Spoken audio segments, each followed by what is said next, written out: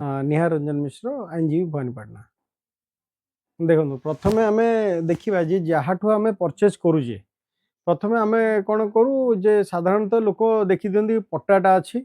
आउ से पट्टारे जहाँ ना अच्छी सी है ओनर ऑफ दैट लैंड आउ बेसिंग ऑन दैट पट्टा सी आमको बिक्री कर दूचे आम किन दूचे किंबा अन्य आड़ू जो जाऊँ जार पट्टा बार्जा हो ना कौन कर ना जो रेजिस्ट्री डीडटा थाए से जो रेजिस्ट्री डीड को बेस करके बिक्री कर दिखते आम से किणदू कि पर मुहूर्त बहुत जगह देखा जाए जे आम रेजिस्ट्री कलापर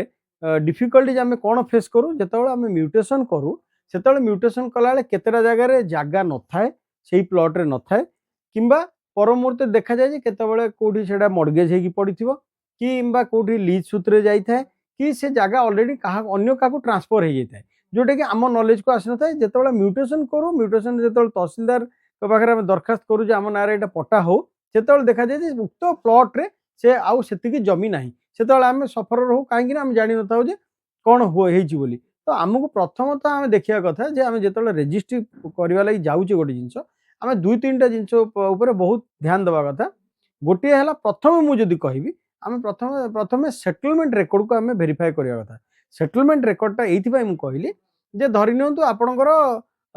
पुराना सेटलमेंट रे जनक ना अच्छी मनकर एक्स ना अच्छी सब्सिक्वेंटली नुआ सेटलमेंट जो है से देखा कथा जे से एक्स ना ही अच्छी कि वाई ना को ट्रांसफर होती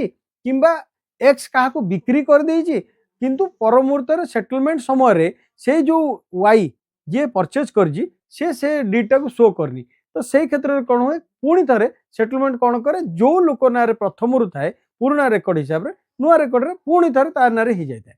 तो सब्सिक्वेंट पीरियड कौन होता है जे किछि लोक जेहेतु पुणी थे ना पट्टा हो जाए जदिओ से बिक्री कर देछन किंतु पट्टाटे ना अच्छी सी कौन करती से उक्त पट्टा को बेस करके आउ गोटे नुआ लोक बिक्री करती तो से लोकटा जापारे कहीं से ना खाता चेंज हो जाए मनकर धरी नियंतु 10 नंबर खाता अच्छी पुराना रे एक्स ना से 10 नंबर खातार वाई को सी बिक्री कर देछि during the course of time जो सेटलमेंट हुए से वाई कौन कर तार सेल डीटा कौन कारणवश शो कर पारनी सेटलमेंट वाले तो जानी ना या भीतर किसी ट्रांजेक्शन होती कौन करती देखते ना पुराना थिला एक्स ना 10 नंबर खातार थिला बर्तमान कौन ट्रांजेक्शन किसी आसुनी से कौन करती एगेन एक्स ना फिर नूतन खाता कर दिखती धरी नियंतु 15 नंबर खाता हो गला मालिक ऑलरेडी बिक्री कर दी से जगह को सामना वाला जानी ना